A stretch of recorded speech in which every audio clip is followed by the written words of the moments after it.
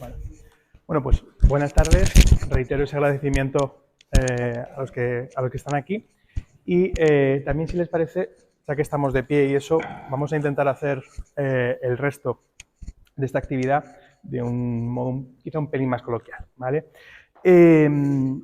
Y yo me voy a apropiar de una frase que no es mía, pero que yo siempre repito, y es una definición de la arqueología, ¿vale? No sé si saben lo que es la arqueología.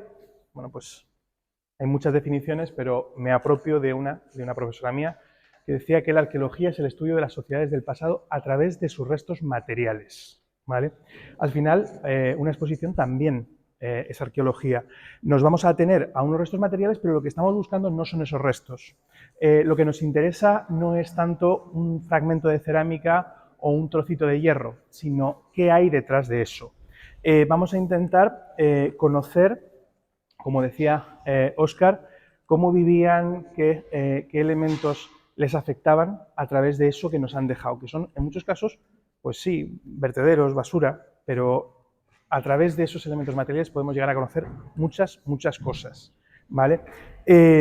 Si les parece, nos venimos hacia acá. Primero, un aviso: casi todos los materiales que van a ver aquí expuestos pertenecen a esa pequeña granja de Rey Nuevo, ¿vale? Casi todos. De modo que, dentro de ese aspecto asincrónico que decía Óscar, aquí tendríamos una pequeña ventana, al Cascantún de hace 1500 años, ¿vale? Seguro que todos tenemos en la cabeza cómo es ese momento final del Imperio Romano. Se ha hablado de deterioro, de desintegración del imperio. Bueno, pues vais a ver que como hemos dicho antes, como han dicho antes mis compañeros, bueno, pues a veces no es tanto así. Muchas veces lo que se ha tildado de crisis no es más que un cambio de modelo, ¿vale? Y en esta pequeña ventana podemos ver ese cambio de modelo, ¿vale? Bien, detrás de mí lo que tenemos es una pequeña serie de cerámicas conocidas como terra sigillata, ¿vale? Es un tipo de cerámica absolutamente común en el mundo romano, pero que, gracias a que es tan común, pues desde hace más de 150 años se ha estudiado muchísimo. Y eso nos permite, gracias a los estudios que nos han precedido, pues afinar mucho en las fechas, ¿vale? Se han hecho tipologías, decenas de tipologías, hay un montón de gente que se ha ocupado de catalogar esa cerámica. Bueno, pues gracias a esos que nos precedieron y gracias a la minuciosidad en el trabajo arqueológico, ¿vale? Muchas veces, como es tan común en la arqueología, pues quizá de hace un tiempo, pues se prescindía de guardarlo. Bueno, pues no. Hoy en día se recoge hasta el último fragmento, o al menos se debe recoger hasta el último fragmento. Esa catalogación y la minuciosidad en el trabajo nos permite afinar fechas. Ejemplo muy sencillo. Aquí tienen un cuenco que apareció en esa granja de Rey Nuevo y, si quieren, le podemos dar un nombre, que es Hispánica 8. Vale, simplemente es el tipo 8. Bueno, pues sabemos que este tipo de formas, que es un cuenco como muy sencillo, ¿no? Bueno, pues tiene una larguísima pervivencia en el Imperio Romano, pero llega un momento en el que deja de fabricarse. Desaparece, no aparece en el registro arqueológico. Y sin embargo, unos 100 años después, vuelve a aparecer. Aquí estaríamos en la segunda vuelta, para que me entiendan, ¿vale? Lo que tenemos es que a finales del Imperio, en torno al siglo V, ¿vale? La gente de la península ibérica copia esta forma que se había seguido fabricando en África, pero que aquí no aparecía, que aquí no existía, ¿vale? Así que ya nos estamos situando en el siglo V. Y no solo eso, sino que nos estamos situando en este caso, un Cascantún, una ribera que conoce los modelos que se están fabricando en África. Hombre, pues tener vinculación con las producciones norteafricanas, pues no nos está hablando de una cosa como muy aislada, que es esa idea que tenemos siempre metida en la mente, ¿no? No, hay contactos muy al final del imperio. Y no solo eso, sino que además, si se fijan, luego se pueden acercar y va a estar un mes puesto esto aquí, o sea que, si se fijan, la calidad de la decoración, lo intrincado de los... Bueno, pues nos está hablando de un momento en el que esa cosa de crisis pues tampoco es así, ¿vale? Todo esto que tienen aquí es ese tipo de cerámica que se hace a molde, esa terra sigillata, ¿vale?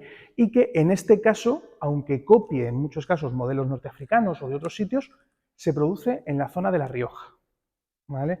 En la zona de La Rioja hay talleres de producción cerámica que se mantienen activos durante siglos y en este momento siguen activos. Así que estamos hablando de contactos con el norte de África y también un intercambio comercial, bueno, no sé si decir local o regional, ¿vale?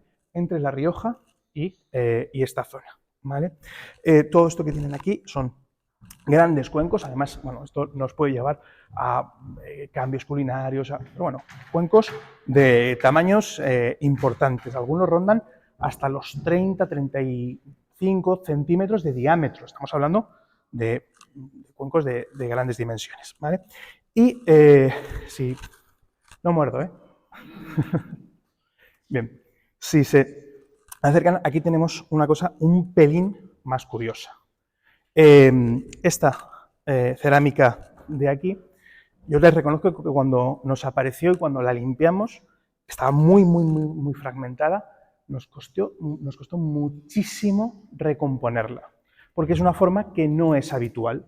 Bueno, pues a veces lo que es muy habitual está muy estudiado, a veces lo que no es tan habitual también supone un marcador muy bueno, ¿vale? Bueno, para que se hagan una idea, a lo largo de los últimos 50, 60 años, a esta pieza en los estudios se le ha dado la vuelta y se le ha vuelto a dar la vuelta un montón de veces. Algunos dicen que es una tapadera, algunos dicen que es un cuenco, algunos dicen que es una lucerna, ¿vale? Hablando en Román Paladín, un candil, ¿vale? Bien, pues es un tipo de producción que es muy escasa, que de nuevo tiene su origen en el norte de África, que en la península ibérica se han identificado pocos talleres, uno en el centro de la península y otro de nuevo en La Rioja, y que de nuevo nos está marcando una fecha muy concreta, que es mediados del siglo V, ¿vale? De nuevo al finalísimo del Imperio Romano, ¿vale? Aún así, vamos a no quedarnos con la cerámica, no quedarnos con el fragmento, sino con lo que hay detrás. De nuevo, comercio, contactos, de nuevo, esa vinculación con el norte de África, ¿vale? Modelos norteafricanos que se crean en el norte de África, pero que se extienden hasta la península ibérica y no solo en las costas, sino bueno, tan adentro como sería Cascante, ¿vale? Bien, si se siguen moviendo para acá, bueno, ya digo que esto va a estar aquí puesto un mes, de modo que tienen tiempo, pero sí que me gustaría muchísimo que se fijasen en esa cita de Miquel Barceló. No es el artista, es un medievalista, que nos habla de algo muy importante.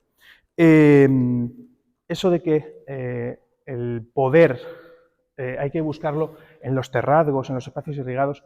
Muchas veces las arqueólogas y los arqueólogos se han intentado acercar a los poderosos a través de esos mosaicos, esas esculturas. Bueno, pero es que ese poder que ejercieron estas gentes, su base, igual que la de toda la economía romana, era la agricultura.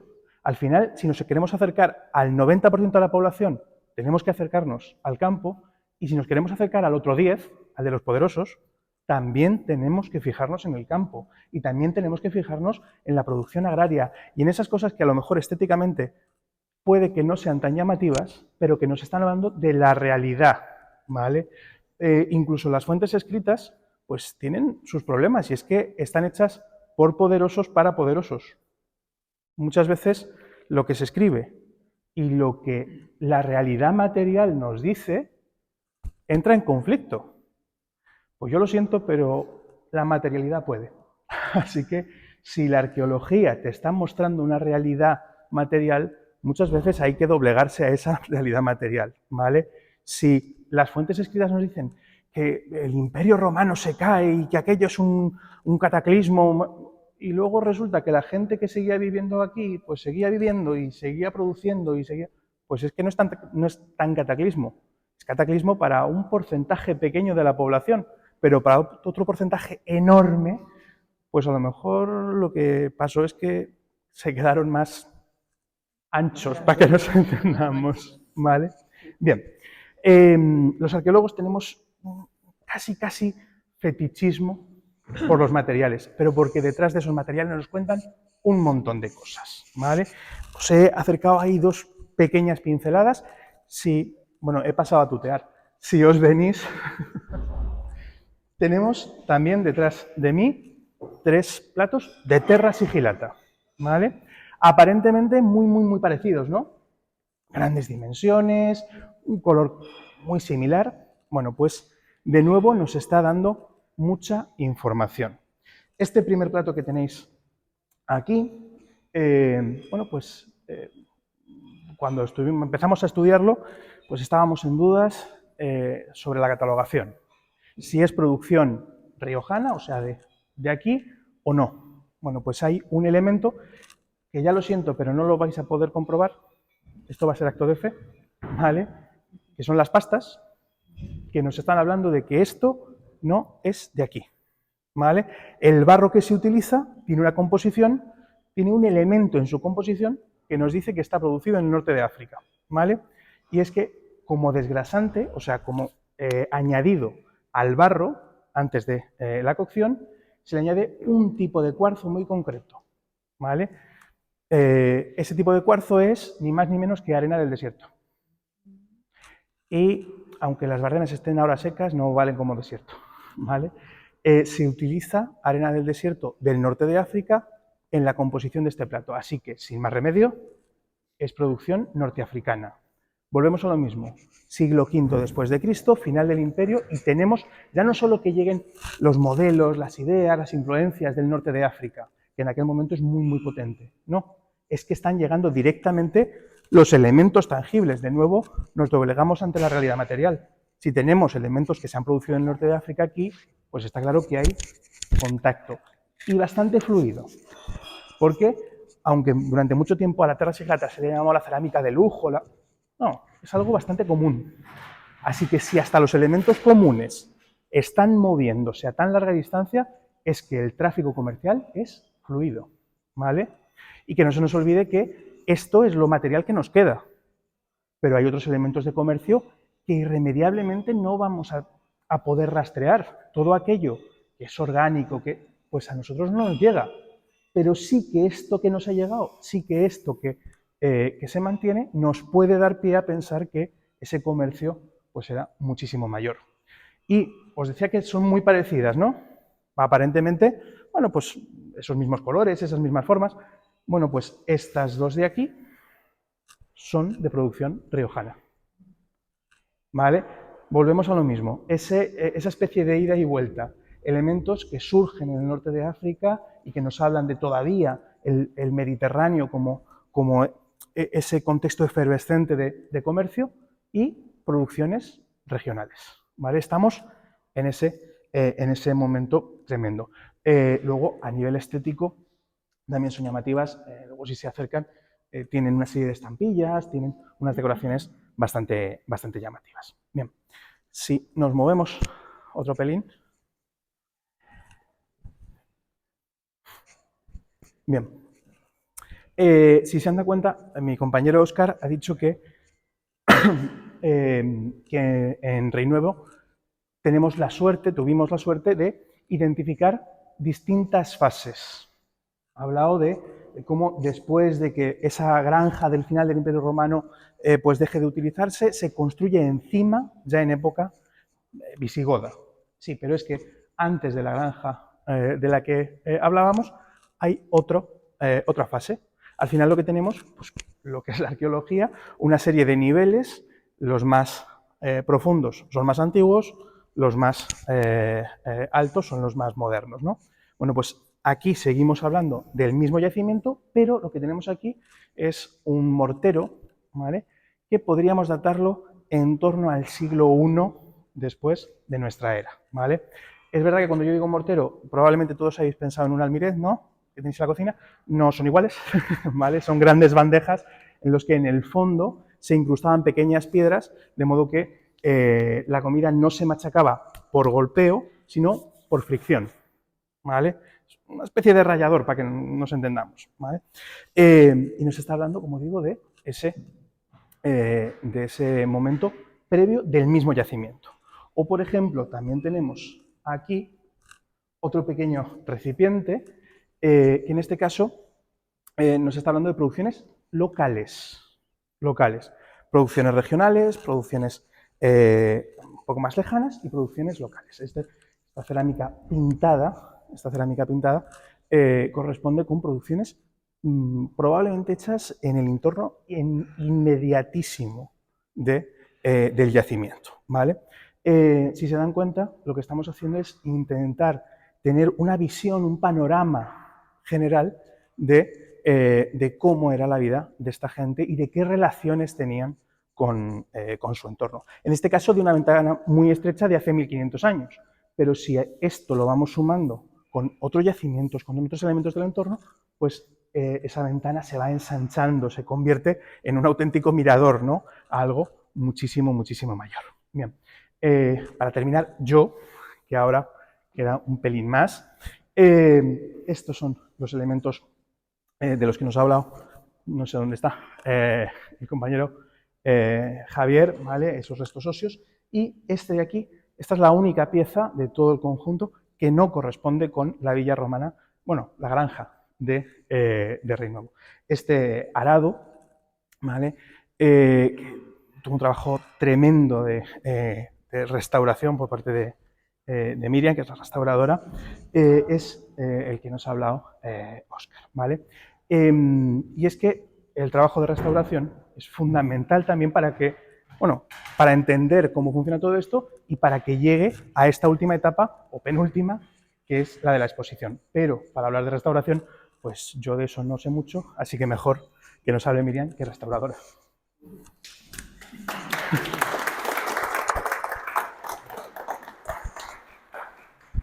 Buenas tardes a todos, y voy a coger el testigo a Ángel y os voy a tutear, así que si me lo permitís, ¿me lo permitís? Mucho mejor. Me ha dejado con la restauración, pero yo os venía a hablar de cosas. Han hablado de historias de la Tierra, de lo que encontramos con los objetos, de lo que nos dan los objetos, pero yo os voy a contar un poco nuestras historias, cómo surgen pequeñas aventuras o pequeñas decisiones que decía Jesús antes cuando ha inaugurado la exposición y la charla, que cada vez que llama a Marta por teléfono es porque se nos ha ocurrido alguna cosa nueva.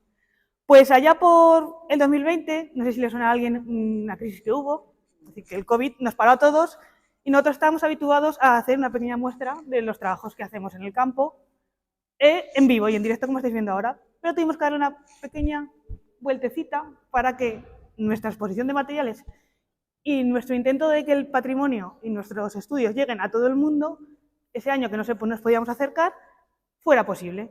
Entonces, a través de la FECID, es decir, de la Fundación de la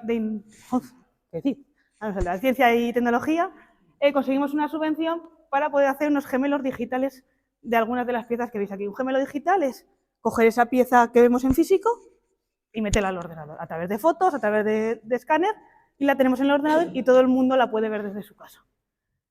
Y dijimos, vale, ya las tenemos, pero tenemos un problema. Para hacer esas fotos o esa digitalización hay que sujetar las piezas o los pequeños fragmentos que habéis visto ahí de una posición para que se pueda hacer la revolución completa.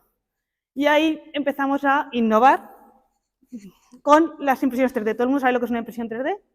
Un cacharro que pone plástico, que es como una máquina de coser o como una churrera, una mezcla entre las dos cosas, pero con plástico en vez de con hilo.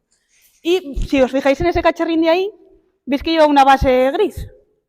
Pues a través del dibujo arqueológico conseguimos crear un molde perfecto de la parte interna en el que encaja y la pieza no sufre, porque una de las máximas de la restauración es que las piezas tienen que tener la mínima intervención. No les podemos meter yeso porque entonces estamos incorporando elementos ajenos que lo dañan, entonces hay que buscar alguna manera de que esa pieza se quede recta. Cuando Ángel, mi compañero, os ha contado sobre la lucerna que está al otro lado, si os doy ese cachito chiquitín que queda, ¿alguien de aquí hubiera sabido cómo es la forma? Creo que no, ¿no? Ni nosotros tampoco, no os preocupéis, que hasta que nos dimos cuenta que era.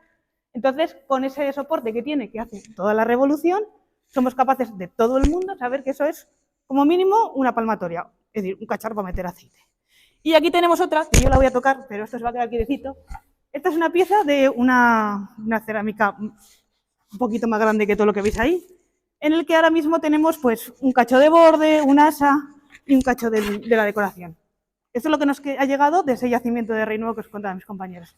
A través del dibujo arqueológico y de la reconstrucción en 3D en el ordenador, hemos sido capaces de imprimirla y de reproducir la decoración de una manera fácil y que esto pesa poco y no se rompe, porque además esta pieza ha salido en la Semana Romana, en el Teatro de la Semana Romana de Cascante.